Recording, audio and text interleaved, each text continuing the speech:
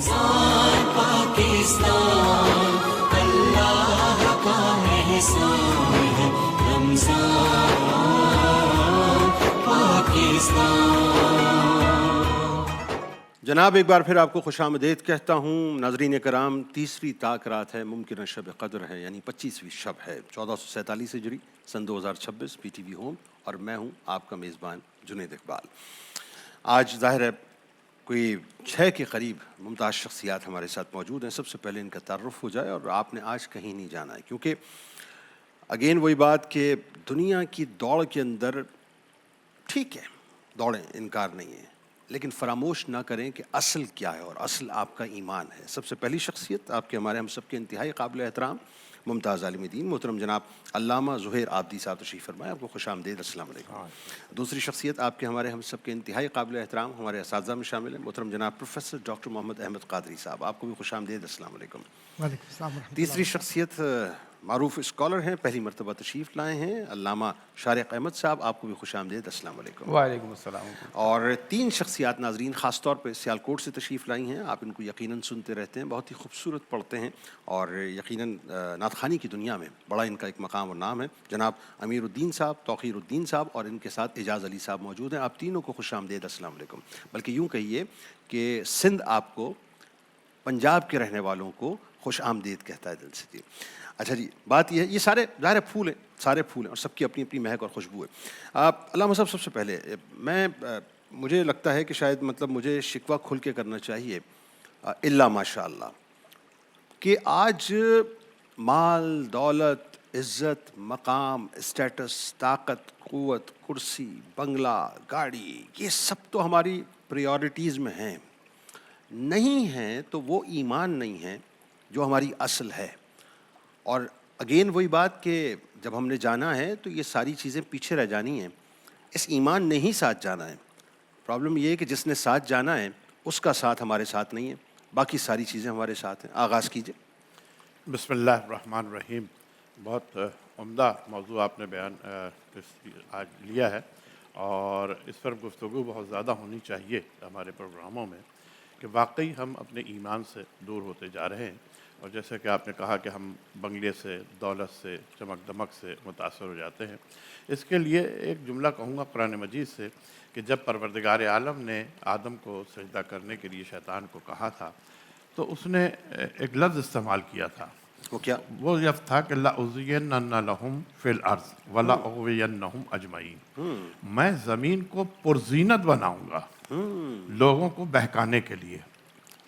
یہ چمک دھمک، یہ آرٹیفیشل میک اپ، یہ جو ہے، یہ ساری چیزیں دراصل شیطانی آلے ہیں جو انسان کو ایمان سے ہٹا دیتے ہیں۔ اچھا، یہاں ایک بات اور بھی کہوں کہ پروردگار عالم نے کہیں بھی یہ منع نہیں کیا کہ آپ کھائیں نہیں، پیئے نہیں، پہنے نہیں، یہ کہیں نہیں ہے کہ آپ سب چھوڑ کے تارک دنیا ہو جائیں۔ اسلام وہی ہے، وَكُلُوا وَاشْرَبُوا، کھاؤ پیو، اور خُذْ زِینَتَکُم عِنْدَ کُلِّ مَسْجِدٍ، جب تم مسجد میں آؤ، نماز کے لیے آؤ تو زینت کر کے آؤ، منصور کے آؤ، ایسے اجاڑ منہ لے کے مت آؤ۔ تو جو پروردگار تمہیں مسجد میں آتے ہوئے یہ کہہ رہا ہے کہ زینت کر کے آؤ، وہ تمہیں عام زندگی میں کیسے کہہ سکتا ہے کہ تم نہ پہنو، نہ اڑو، اور یا کھاؤ نہیں یا پیو نہیں؟ وَكُلُوا وَاشْرَبُوا واللہ جمیل ویحب الجمال، جمیل یحب الجمال، بالکل جمال کو پسند کرتا ہے۔ بات صرف اتنی سی ہے کہ تمہارا امتحان یہ ہے کہ تم اس زینت کے چکر میں اس کو نہ بھول جاؤ۔ ہاں، یعنی اس کا مطلب یہ ہوا کہ یہ بہکانے کے لیے نہ ہوا، آزمائش کے لیے یہ تمام، آزمائش کے لیے، وہ آزمائش میں ہی انسان بہکتا ہے، جب آزمائش ہوتی ہے تو پھر انسان بہکتا ہے۔ یعنی اب تم رزق لینے جا رہے ہو تو ہم نے تمہارا رزق متعین کر دیا ہے، تمہارے نصیب میں لکھ دیا ہے، تم محنت کرو، تم اس رزق کو پاؤ گے۔ لیکن ایک بات یاد رکھنا کہ جو رزق تمہارا لکھا ہوا ہے، اب یہ تمہارے اختیار میں ہے کہ تم اسے حلال کر کے کماؤ یا حرام کر کے کماؤ۔ دنیا کی سب سے بڑی حقیقت موت ہے، اس سے تو کوئی انکار ہی نہیں کر سکا، کوئی اس میں دوسری خدا رائے سے تو نہیں۔ انکار کر دیا، لیکن موت سے کوئی نہیں انکار کر سکتا۔ بالکل صحیح۔ تو آپ جو کچھ جب جا رہے ہیں تو یہ نہ بنگلے لے کے جا رہے ہیں، نہ گاڑیاں لے کے جا رہے ہیں، نہ دولت کے خزانے لے کے جا رہے ہیں۔ قارون جیسا امیر چلا گیا، فرعون جیسا حکمران چلا گیا، نمرود چلا گیا، یزید جیسا ظالم چلا گیا، کچھ لے کے نہیں گیا۔ تو آپ پروردگار پہ توکل اگر کریں اور یہ سوچ لیں کہ اس نے آپ کو یہ جو چیزیں دی ہیں، منع نہیں کیا۔ اسلام دین فطرت ہے، فطرت میں جو خواہش آپ کے پیدا ہوگی اس کا یہ نہیں ہو سکتا کہ اسلام اسے روک دے، ٹھیک، لیکن اسلام نے صرف اس کے طریقے بتا دیے ہیں۔ بالکل ٹھیک۔ آپ اگر اس طریقے سے چلیں گے وہ ساری چیزیں آپ کے لیے حلال ہیں، وہ سارا آپ کما رہے ہیں جو آپ کمائیں۔ اگر آپ اپنے تمام فرائض ادا کرنے کے بعد آپ بڑی گاڑی رکھتے ہیں، آپ بڑا گھر رکھتے ہیں، تو اسلام نے اس کو روکا نہیں ہے اس سے۔ اچھا، ہمارے ساتھ یہ طے شدہ، یہ آپ گفتگو کر رہے ہیں، برسوں سے صدیوں سے یہی گفتگو ہوتی چلی آ رہی ہے، لیکن انسانی عقل اس بات کو سمجھنے کو تیار کیوں نہیں ہے کہ میرے ساتھ جو جانا ہے، اور ہم نے جنازے اٹھتے ہوئے دیکھیں، بڑے بڑے شہنشاہوں کے جنازے دیکھے، بادشاہوں کے دیکھے، عمرا کے دیکھے، سب کے دیکھے، فقیر کے دیکھے، ساتھ تو کوئی بھی نہیں جاتا، اکیلا جاتا ہے، تنہا جاتا ہے، آئسولیشن میں جاتا ہے اور اس گور میں چلا جاتا ہے۔ لیکن اس کے باوجود جو چیز ہمارے ساتھ جانی ہے، جسے ہم ایمان کہتے ہیں، اس پہ ہماری توجہ، اس پہ ہمارا فوکس نہیں ہے۔ وہ اس لیے کہ ہم چمک دھمک سے متاثر ہو رہے ہیں، اور ہم نے اپنے ایمان کو، اپنے خدا پہ بھروسے کو جو ہے وہ ختم کر دیا ہے۔ اور یہ شروع میں ہی پروردگار عالم نے سورہ بقرہ کے آغاز میں کہا یؤمنون بالغیب، چونکہ وہ غیب میں ہے، جنت غیب میں ہے، نعمتیں اس کی ساری غیب میں ہیں، وہ سارے سب کچھ، اور یہ سامنے نظر آ رہا ہے۔ تو یہ انسان کی ایک کمزوری ہے کہ وہ سامنے جو نظر آ رہا ہے اس پہ زیادہ فوکس کرتا ہے بنسبت اس کے جو کہ غائب میں ہے۔ اور اللہ نے صاحبان ایمان کی جو نشانی بتائی ہے، وہ نشانی یہی بتائی ہے کہ وہ یؤمنون بالغیب، غیب پر ایمان رکھتے ہیں۔ تم اس بات پر ایمان رکھو کہ جو رزق تمہارا پیچھے لکھا ہوا ہے وہ تمہیں ملے گا، مل کر رہے گا۔ کسی کا حق اگر مارو گے تو تمہاری عبادتیں، تمہاری یہ ریاضتیں، یہ بھی ناقابل قبول ہیں۔ اگر کسی پہ تم ظلم کرو گے، اگر کسی کا حق مار کے رزق جمع کرو گے، تو وہ جو تمہارے قلب میں ایک کالا نقطہ ہے وہ بڑھتا چلا جائے گا، بڑھتا چلا جائے گا، اور وہ وقت آئے گا پھر تم پر کوئی نصیحت بھی اثر نہیں کرے گی، اور پھر تمہارا انجام ان قوموں کا ہوگا جن کا قرآن نے بارہا تذکرہ کیا ہے۔ جب ہم قرآن کی طرف چونکہ نہیں جاتے، قرآن کے ترجمے کو نہیں دیکھتے، ان واقعات کو نہیں دیکھتے کہ پروردگار نے کہا تم سے زیادہ طاقتور قومیں تھیں وہ، اللہ تم سے زیادہ مالدار قومیں تھیں اللہ وہ۔ اکبر۔ کیا ہوا؟ آج کہاں ہیں؟ تباہ و برباد ہو گئیں، ان پر اللہ کا عذاب نازل ہوا اور وہ ختم ہو گئیں۔ ہمیں یہ شکر ادا کرنا چاہیے کہ ہم رحمت للعالمین کی امت ہیں۔ پروردگار نے ہمارے ہزاروں لاکھوں عیوب کے باوجود ہم پہ ابھی تک رحمتوں کا سلسلہ جاری رکھا ہوا ہے، نعمتوں کا سلسلہ جاری رکھا ہوا ہے۔ بے شک ایسا ہے، لیکن ایک بڑا سادہ سا اور سیدھا سا پہلو یہ ہے کہ میری ایک پریورٹیز کی لسٹ ہے۔ اس لسٹ کے اندر میں نے ابتدائیے میں ایک بات کی کہ میں نے اس میں دولت کو بھی رکھا ہوا ہے، میں نے اس میں حسن و جمال کو بھی رکھا ہوا ہے، میں نے اس میں کھانے پینے کو بھی رکھا ہوا ہے، میں نے اس میں اپنے فلیٹ کو بھی رکھا ہوا ہے، میں نے پلاننگس کی ہوئی ہے، میں نے بنگلو بنانا ہے، میں نے پلاننگس کی ہوئی ہے، میں نے گاڑیاں لینی ہیں، فلاں ماڈل کی گاڑی لینی ہے، فلاں برانڈ کی گاڑی لینی ہے، فلاں برانڈ کے میں نے کپڑے پہننے ہیں، فلاں برانڈ کے میں نے جوتے پہننے ہیں، پھر یہ کہ میں نے دنیا کے ٹورز کرنے ہیں، بلا بلا بلا اس کو آپ بڑھاتے چلے جائیے۔ وہ ساری میری ایک پریورٹیز کی لسٹ جو اس کے اندر بنا ہوا ہے، لیکن کہیں نیچے جا کے بھی اللہ ماشاء اللہ وہ جو ایمان ہے، جو بیسک پریورٹی ہونا چاہیے، وہ مجھے نظر نہیں آ رہا، جبکہ ہونا یہ چاہیے کہ وہ ٹاپ آف دا لسٹ ہوتا، باقی ساری باتیں بعد میں ہوتی۔ ذرا اس پہ گفتگو کیجیے۔ اعوذ باللہ من الشیطان الرجیم، بسم اللہ الرحمن الرحیم۔ مولا صلی وسلم دائما ابدا علی حبیبک خیر الخلق کلہم، یا رب بالمصطفیٰ بلغ مقاصدنا واغفر لنا ما مضی واسع الکرم۔ بعد حمد و صلوات کے علامہ زہیر صاحب نے بھی اور آپ نے بھی جو گفتگو کی ہے، اس گفتگو میں یہ بات تو طے ہے کہ ہم اپنے آپ سے غافل ہیں، اس لیے وہ ساری لسٹ جو آپ نے گنوائی ہے وہ ہمارے سامنے ہوتی ہے۔ اگر ہم اپنے آپ کو پہچانتے تو پھر عرفان کی کیفیت میں غفلت نہیں ہوتی۔ آہا، بڑے عرفان کہتے ہی اس عمل کو ہیں کہ الایمان نور داؤن و مدین، کہ جو روشنی اس طرح سے پھیلاتا ہے کہ آپ کے وجود سرمدی میں وہ کیفیات آ جاتی ہیں کہ آپ ہر طرف جس جس شخص کو دیکھتے ہیں، جس جس شے کو دیکھتے ہیں، اس میں آپ کو رب ہی رب نظر آتا ہے، اللہ اکبر، اللہ اور اپنے اندر جب جھانکتے ہیں تو سوائے گناہوں کے کچھ نہیں پاتے۔ آئے ہائے آئے قول ہائے، جنید بغدادی رحمۃ اللہ تعالیٰ علیہ کے کہ جب بھی میں نظر کرتا ہوں اپنے اوپر، ساری سیاہی اور ساری غلاظت اپنے اوپر پاتا ہوں، لاکھ وضو کروں، لاکھ نہا لوں، لاکھ ذکر و اذکار کروں، ذکر سے میرے وجود کا میل چھٹتا ہے اور پھر آ جاتا ہے. اللہ. تو میں اپنے آپ کو اس کیفیت سے نکالنے کے لیے کیا کروں؟ تو اس کا ایک ہی جواب خود دیا.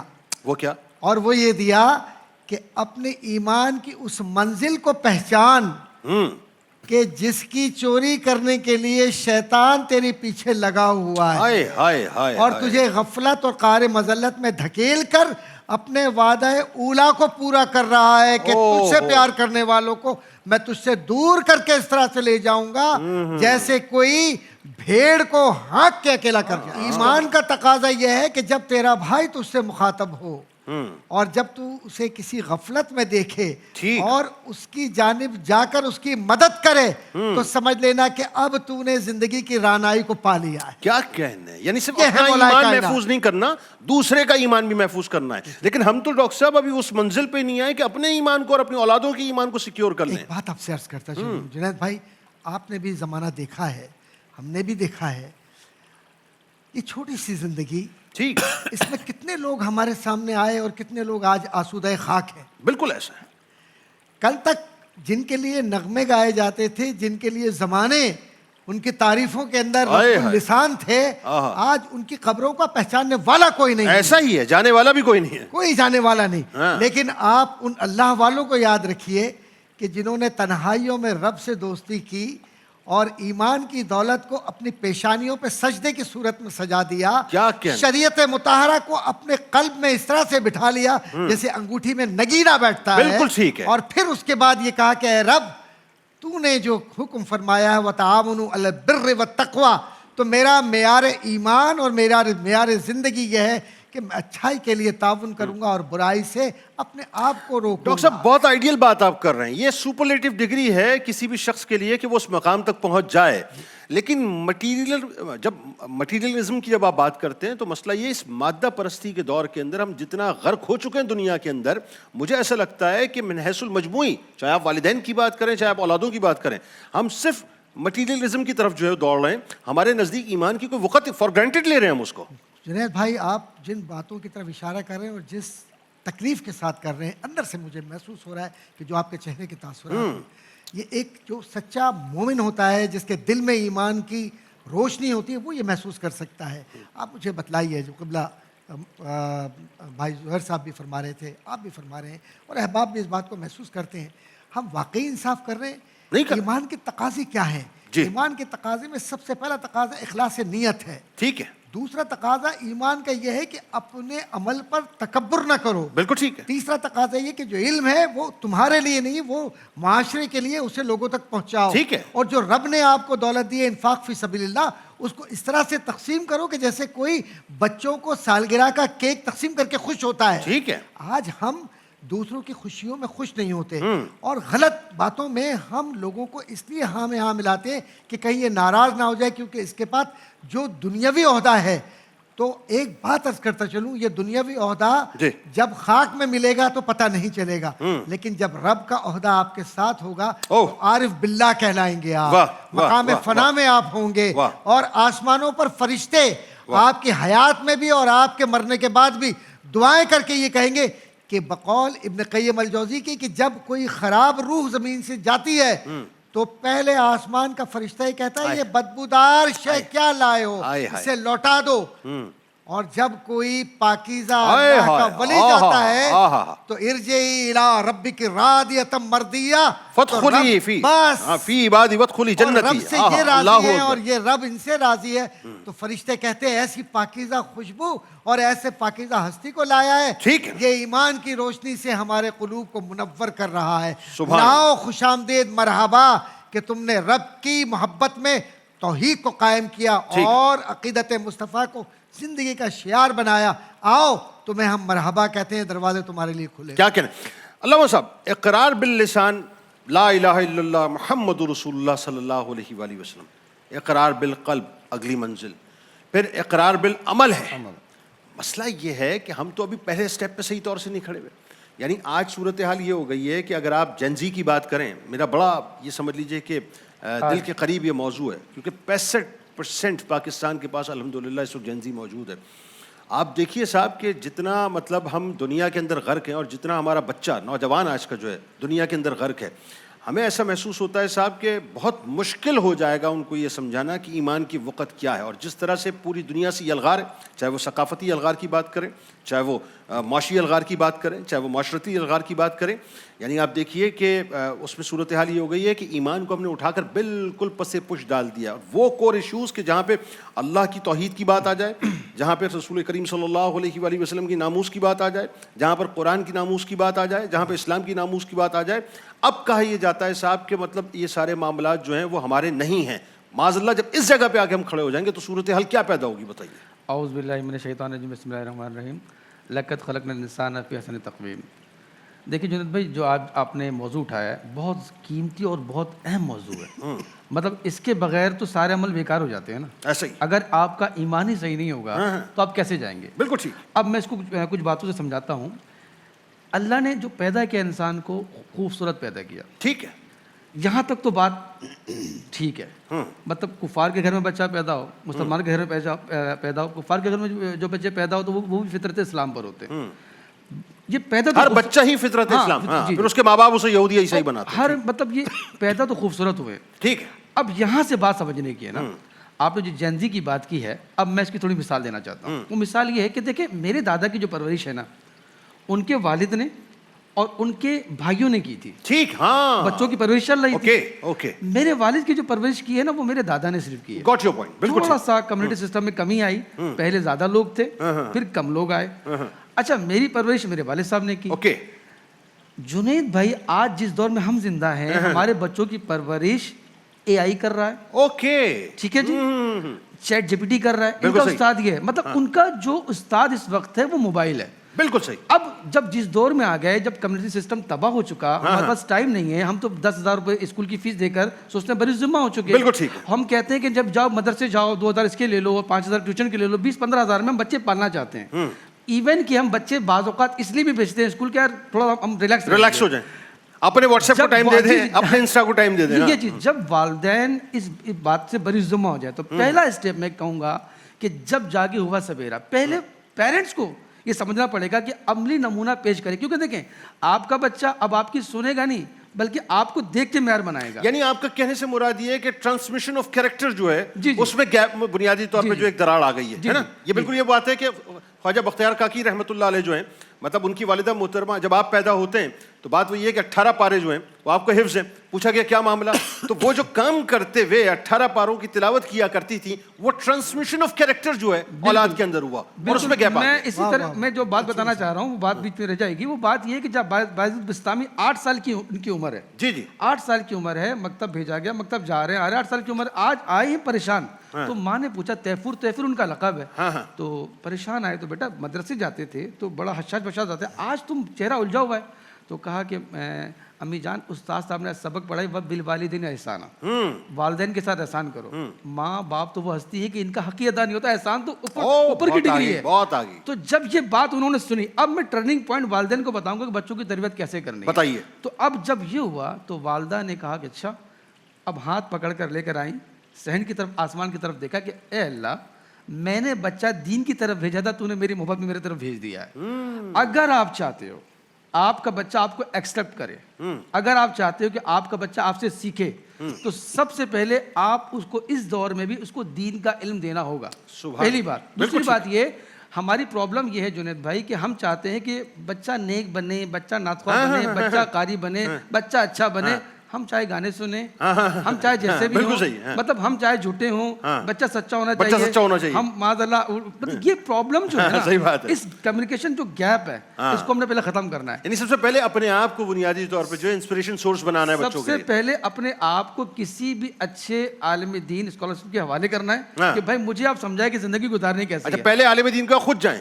جی، پرابلم یہ ہے کہ آج ہم سب کام کے لیے جاتے ہیں، لیکن دین سیکھنے کے لیے جب ہم آج جمعے کی نماز میں اللہ کو پہنچے، دین سیکھیں گے کیسے؟ بالکل ٹائم ہی نہیں ہے. وہ شخص ہے نا، کس نے کہا کہ یار کیا نام ہے مولوی صاحب، میں تو پہلی صف میں نماز پڑھتا ہوں، مجھے اجر ملے گا. تو مولوی صاحب نے کہا کہ یار تم پہلی صف میں پڑھتے ہو، نظر تو نہیں آئے. کہاں پڑھتے ہو؟ سب روز پڑھتا ہوں. کہا کون سی پہلی صف؟ کہا جو گیٹ سے گھستے ہوئی پہلی صف ہوتی ہے. تو جب ہمارے سیکھنے کا معیار یہ ہو جائے گا تو ہمیں دیکھیں سمجھنا پڑے گا جب تک ہم اپنی کنیکٹیوٹی اسلام سے نہیں کریں گے تو ایمان کی بات کیسے کر سکتے ہیں. اچھا جی، ہمارے ساتھ چونکہ ظاہر ہے سیالکوٹ سے ہمارے مہمان تشریف لائیں تو میں چاہتا ہوں ان کو جو ہے بھرپور وقت دیا جائے. امیر الدین صاحب، توقیر الدین صاحب اور اعجاز علی صاحب، تو کیا پیش کر رہے ہیں آج آپ سننے والوں کو؟ 25ویں شب ہے جی، درود پاک پیش کرنے لگے. بسم اللہ بسم اللہ. اللہم صلی علی محمد وعلی آلہ وصحبہ وسلم. اللہم صلی علی محمد وعلی آلہ وصحبہ وسلم. اللہم صلی علی. قرآن گواہی دیتا ہے گفتار کسانی کوئی نہیں. قرآن گواہی دیتا ہے گفتار کسانی کوئی نہیں. گفتار کسانی کوئی نہیں. گفتار کسانی کوئی نہیں. کونین میں سرور عالم کے، کونین میں سرور عالم کے کردار کہانی کوئی سبحان اللہ، کیا نہیں. کہتے ہیں؟ اللہم صلی علی محمد وعلی آلہ وصحبہ وسلم. اللہم صلی علی. ہے ورد محبت صلی اللہ قدسی وظیفہ کرتے ہیں. ورد محبت صلی اللہ قدسی وظیفہ کرتے ہیں. قدسی وظیفہ کرتے ہیں. قدسی وظیفہ کرتے ہیں. تسبیح درود کی روزے پر، تسبیح درود کی روزے پر دن رات فرشتے پڑھتے ہیں. اللہم صلی علی محمد وعلی آلہ وصحبہ وسلم. اللہم صلی علی. سچا ہر قول محمد کا، اعلیٰ ہر بات محمد کی. سچا ہر قول محمد کا، اعلیٰ ہر بات محمد کی. اعلیٰ ہر بات محمد کی. اعلیٰ ہر بات محمد کی. مخلوق میں فاروقی سب سے، مخلوق میں فاروقی سب سے افضل ہے ذات محمد کی. اللہم صلی علی محمد وعلی آلہ وصحبہ وسلم. اللہم صلی علی.